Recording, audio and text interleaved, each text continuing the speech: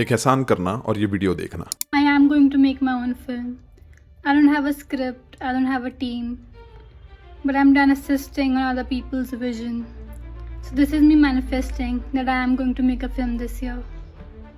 इस लड़की का नाम है रितिका और अब ये हो चुकी है इंस्टाग्राम फेमस इस वायरल रील की वजह से, जिसमें वो कहती है कि उसे इस साल उसकी पहली फिल्म बनानी है, पर ना उसके पास कोई स्क्रिप्ट है और ना ही कोई टीम। और कमेंट्स में यशराज मुखाटे जैसे एस्टैब्लिश्ड म्यूजिशियंस, नेटफ्लिक्स इंडिया और बाकी बड़े इन्फ्लुएंसर्स ने भी कमेंट किया है। थोड़ा कमेंट्स पर ध्यान देते हैं। कोई कह रहा है कि वो उसकी फिल्म के गानों को कोरियोग्राफ कर देंगे, तो कोई कह रहा है कि स्टाइलिंग पार्ट को वो संभाल लेंगे। किसी ने कहा कि वो एक्टिंग करने के लिए ऑडिशन दे देंगे, तो किसी ने ये तक कह दिया कि वो उसकी फिल्म को फाइनेंस कर देंगे। इस वीडियो के वायरल होने के बाद इस लड़की ने अपडेट देते हुए कई वीडियोस पोस्ट किए। ये वीडियो देखिए। Up till now, I was thinking to make a short film, but I have to accept what the universe has given to me. After seeing the humongous positive support, I have decided to create a feature film. I don't have a script yet, but it feels like I have a team now. Thank you, Instagram. इसमें वो कहती है कि पहले वो एक short film बनाने वाली थी, पर अब क्योंकि उसे इतना ज़्यादा पॉजिटिव रिस्पांस मिला लोगों से, तो अब वो फीचर फिल्म बनाएगी, मतलब एक लॉन्ग फॉर्मेट वाली फिल्म। और अब ये अगली वीडियो देखिए। I received 400 plus emails consisting of scripts, creative write-up and blessings from you guys. कहीं ना कहीं तो छुपी है इन्हीं emails में मेरी कहानी। Thank you for joining me in my journey. इसमें वो कहती है कि उसे बहुत सारे लोगों ने उनकी स्क्रिप्ट और स्टोरी ईमेल की। इस लड़की को कहीं पे बहुत ज़्यादा सपोर्ट मिल रहा है, तो कहीं पे कुछ लोग इस पूरी चीज़ को लेकर नाराज़ हैं।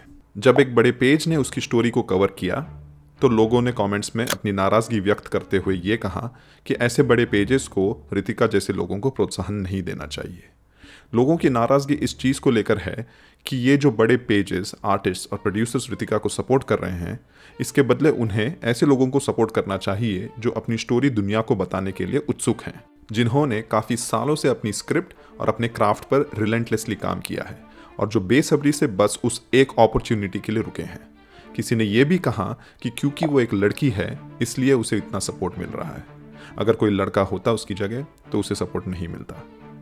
इस चीज़ को थोड़ा समझते हैं, और अगर आपने चैनल को सब्सक्राइब नहीं किया है अब तक तो सब्सक्राइब करें। मैं क्या सोचता हूँ ये बताने के पहले फिल्म मेकिंग के प्रोसेस को समझते हैं। जब कोई बड़ी फिल्म बनती है तो ज़रूरत पड़ती है actors, assistant directors, costume designers, choreographers, cinematographer, music director, editors और सेट पे सैकड़ों हज़ारों लोगों की, जो फिल्म को कैमरा से पर्दे तक लाने में मदद करते हैं। और रही बात इंडी फिल्म्स, मतलब इंडिपेंडेंट फिल्मों की, जो कम बजट में बनाई जाती हैं, उनमें शायद इनमें से आधे से भी कम लोगों की ज़रूरत पड़ती है। फिल्म बड़ी हो या छोटी, लेकिन इन सारी चीज़ों को साथ लाती है विजन, एक राइटर डायरेक्टर की विजन। जब विजन ही ना हो तो इन सारी चीज़ों का कोई काम नहीं होता। अब विजन का मतलब क्या होता है?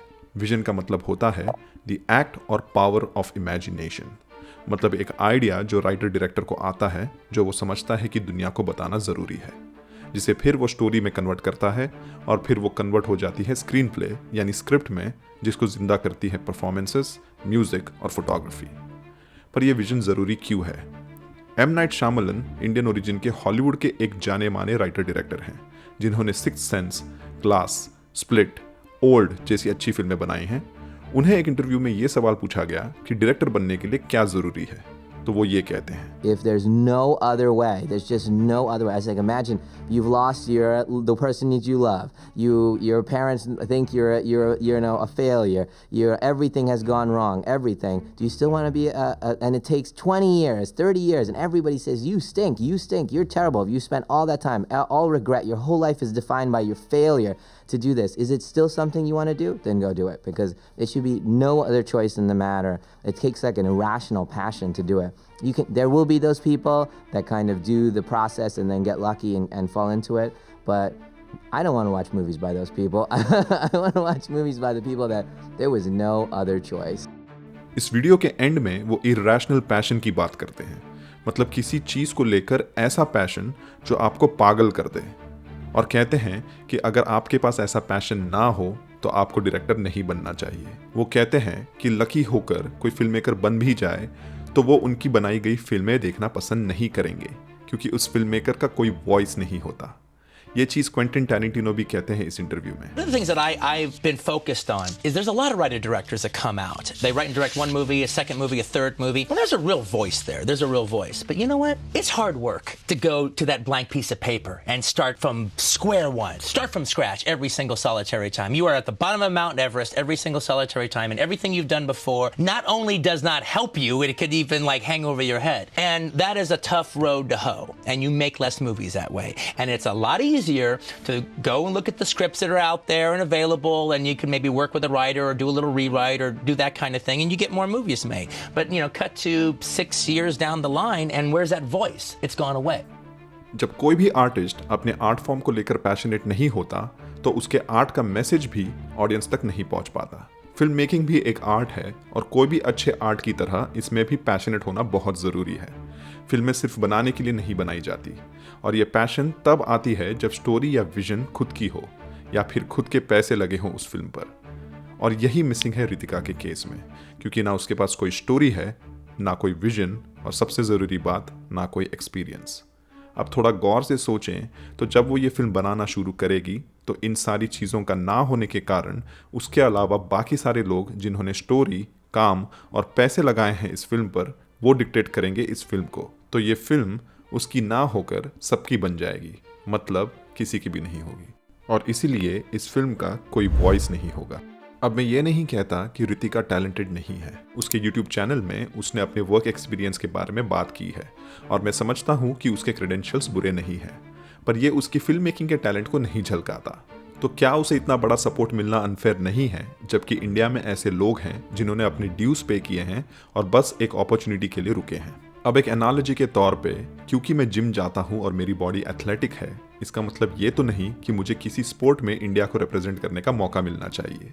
और अगर जेंडर को इक्वेशन से हटाकर बात करें तो इतने सारे लोग रितिका को सपोर्ट क्यों कर रहे हैं, इस पे थोड़ा डीप डाइव करते हैं। अगर ये किसी बड़े प्रोडक्शन का पब्लिसिटी स्टंट नहीं है तो मैं समझता हूँ कि ये एक स्नोबॉलिंग इफेक्ट का क्लासिक एग्जाम्पल है।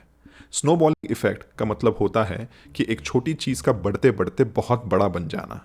मतलब ये कि किसी एक पॉपुलर इंस्टा अकाउंट ने रितिका की वीडियो पर सपोर्ट करते हुए कमेंट किया, जिसकी वजह से कई और पॉपुलर आर्टिस्ट ने भी कमेंट करना शुरू कर दिया, और ये चीज़ देखते देखते वायरल हो गई।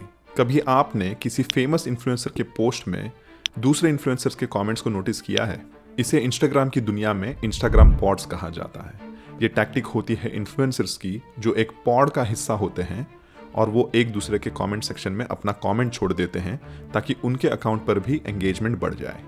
इसमें कोई गलत बात नहीं है, मैं समझता हूँ ये भी उस हसल का हिस्सा है। तो क्या रितिका के केस में ये सारे इन्फ्लुएंसर्स उसके वायरलिटी का फ़ायदा उठा रहे हैं, या फिर वो सच में उसकी मदद करना चाहते हैं?